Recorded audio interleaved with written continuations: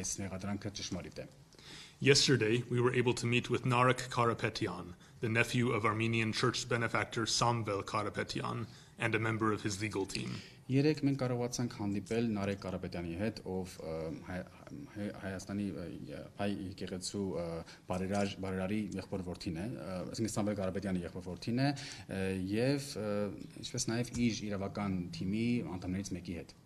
Samvel Karapetyan has been in detention since June 18. Սամվել Կարապետյանը ազատազրկված է, կալանավորված է հունիսի 18-ից։ He was arrested the day after he appeared on television to defend the Armenian Apostolic Church from the Prime Minister's verbal attacks. Նա ձերբակալվել է այն օրը,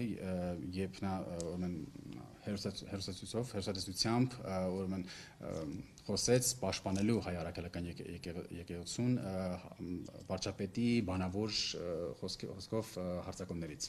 His arrest came just hours after the Prime Minister threatened him publicly on Facebook in response to his remarks on television. Նա ձերբակալվեց ժամեր անց այն բանից հետո, երբ վարչապետը սպառնաց նրան հանրայնորեն Facebook-ի հարթակով ի պատասխան հերոսատեսությամբ արված իր հայտարարություններին։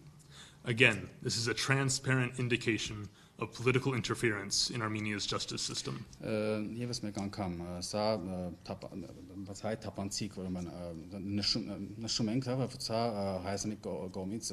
քաղաքական միջամտություն է Հայաստանի արտադրության համակարգում։ It is also transparent that Mr. Karapetyan is in jail because he exercised his free speech rights to defend the Armenian Apostolic Church. Նաև բացահայտ է, տեսնում ենք, որ պարոն Կարապետյանը այս բանտում է, քանի որ նա իրագործել է իր